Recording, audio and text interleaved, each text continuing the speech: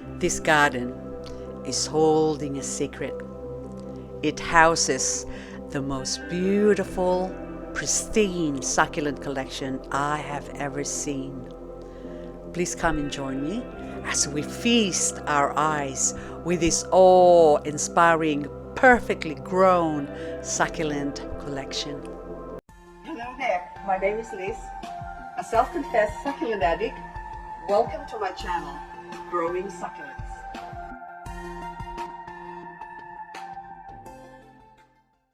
My first impression of this garden is that everything is so immaculate. Everything is meticulously well maintained. It felt like walking through a national botanical garden that has hundreds of people maintaining it. I didn't find a single weed, nor did I find a single stone out of place. Everything is nicely put together as if it were meant to be there. Even this empty pot with water that provided a nice contrast to the green leaves of the starting to bloom hyacinth. The melodious singing of the birds couldn't hide the sounds of the traffic in the background. And yet, the whole feel of this garden exudes peace and tranquility with its rustic yet elegant ornaments. And on the opposite side, look at that, like everything is just so well balanced, and my heart is filled with joy. So I wish you could experience what I'm experiencing. I couldn't even find the words. Look at this Echeverria Mexican giant snowball. This is huge. This bowl is massive. This is not a small bowl.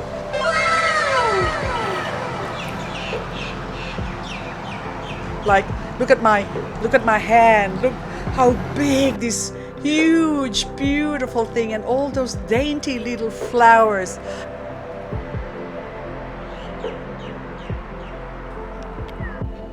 That glass house over there is one of the 5 glass houses where she keeps the most perfectly grown succulents. Let's make our way to the first glass house here, but before that, let me show you something delicious. This is Echeverria elegans Mexican snowball as well. Doesn't that look delectable? But let's not eat it, we'll just admire it. And look at those cute little dainty flowers in the color, despite the fact that this is grown sort of in the shade. But look how beautiful the colors are.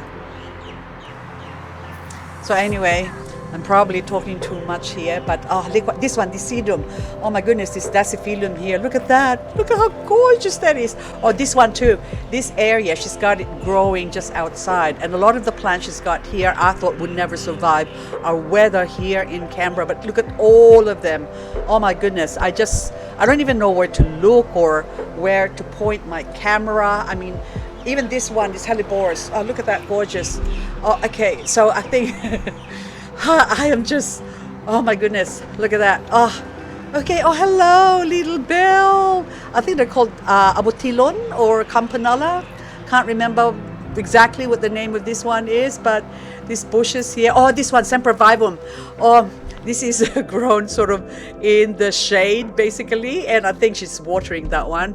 So anyway, there's so much to see here that I don't even know where to point my camera, but I'm going to take you into this first greenhouse.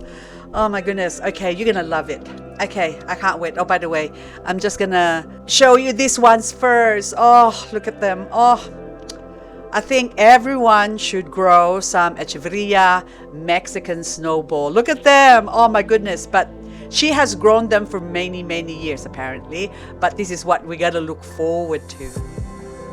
And as a die-hard succulent addict, this is what my goal is, to be able to have a garden full of these beautiful succulents. So anyway, I'm going to take you to the greenhouse now where the exciting things happens. Oh, look at this Graptivaria green one. So most of the plants that she's got here are all kept, or most of the succulents that is, are all kept in a glass house. So they are protected from our Canberra weather, which we do get frost, but look at all these gorgeous plants. As if every single one of them even though she would just laugh and giggle as she explains to me how long it took them to grow. And she would say, oh, that one there, that big blue metal, I just stuck it in there, or that one there was just a cutting of this one. I just started with one plant, like this Pachyvaria clavifolia here, or this one's Anacanthus, oh sorry, the Cyanocrassula. These ones are just grown, just drop off there. And then this big Echeveria Carrie's Choice.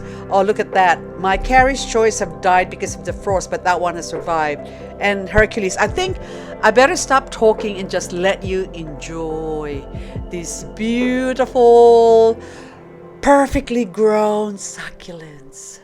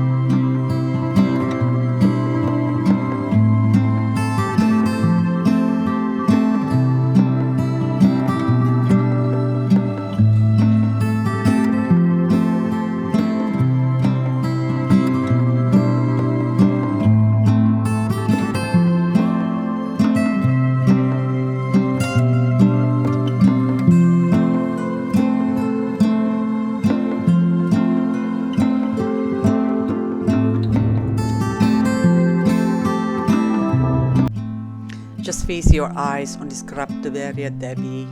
I wish my Graptoveria Devi would look like this, but sadly they don't. And look, oh, I just can't get over it. Look at the Farina. It's just so perfect. Oh, that's all I can say.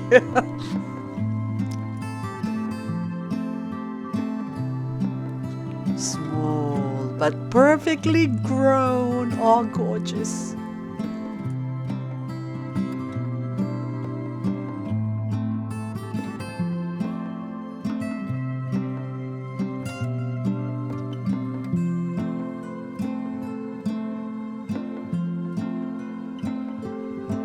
This is a 5-year-old Echeveria prolifica.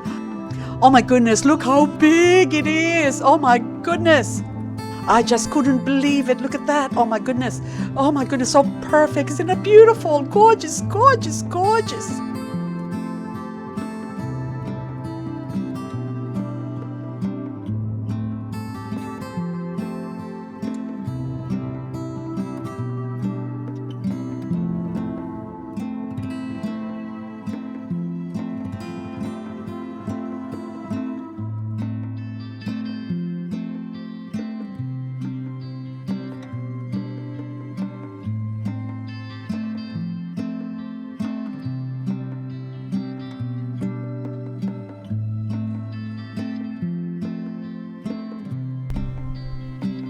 Now this plant doesn't look real to me.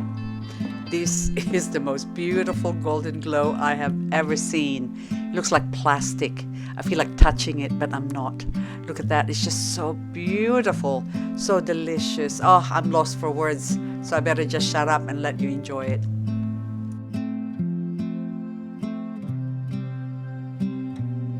Now this plant, she was explaining to me that she acquired it with the name of Polydonis, but it kind of looks a little bit shorter than a Polydonis, so we're examining it, and I had a look online, and it looked more like a Polydonis waltha. And this one is already a baby of that mommy plant, or a cutting she's taken from the mother plant. Now this Echeveria Onslow apparently is 7 years old, and the colors are always like this, apparently, since she's grown it inside the glass house. So my Echeveria Onslow grown outside doesn't look like this. Maybe it has something to do with the filtered light from the glass house, but my Onslow that are grown outdoors in full sun had never achieved this color. Now, if you love pink, you gotta have Cyanocrassula indica in your arsenal. A must-have plant. This is one very easy plant to grow, so this is the best way to propagate it. Put it in the big pot, because in no time at all, in a few months' time, this whole pot will get filled out.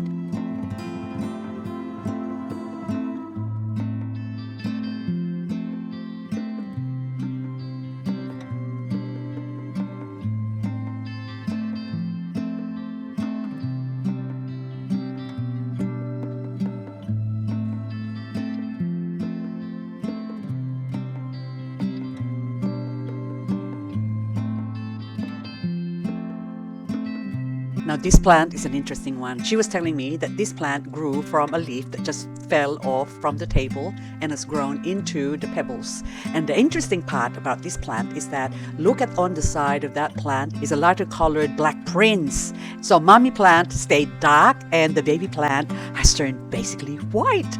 Isn't that interesting? These plants are diligently looked after. I did not find a single mealybug or insect in these glass houses.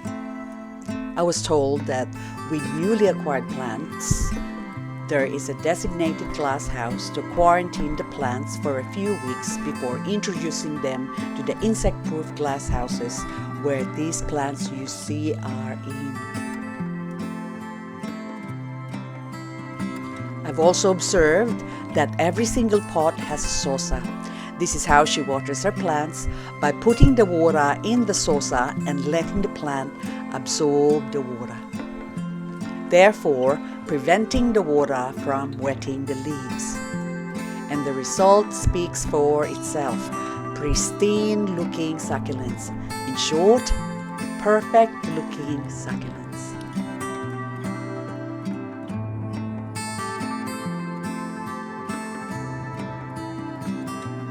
Now this plant is called Robroy, and this is an interesting plant because this looks very similar to another plant close to this one, which is Linda Jane, and apparently these two plants are one and the same.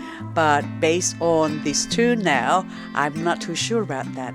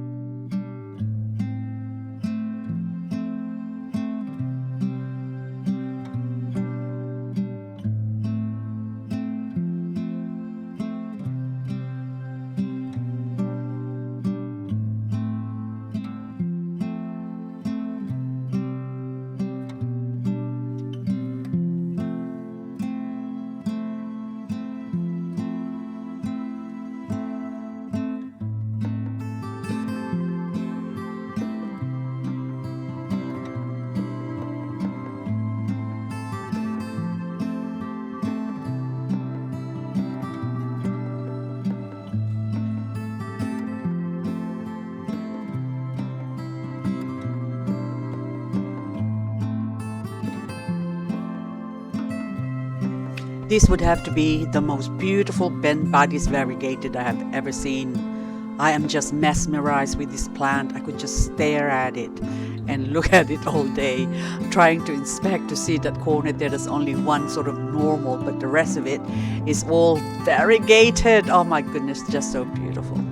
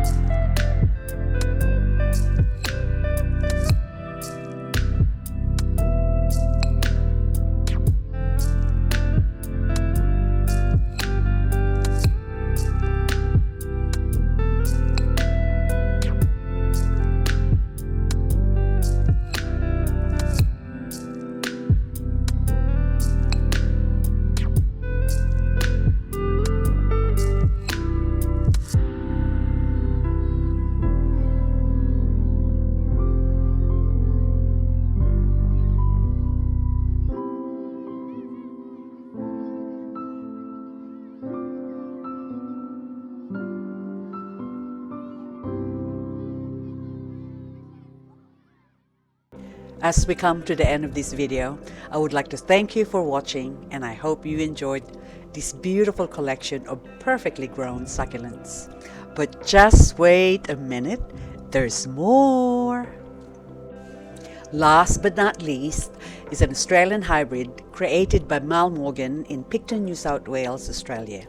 In other countries, this Echeveria coolview is also known as Echeveria blue atoll. This plant might look variegated, but it's only because of where it's grown. This is grown in a bright shaded area and never gets any direct sunlight. Tucked away in a hidden part of the garden, where the area might not look perfect at all, but this plant has managed to grow perfectly. Something to consider when growing these succulents, that sometimes the most disadvantaged location can grow the most beautiful plants.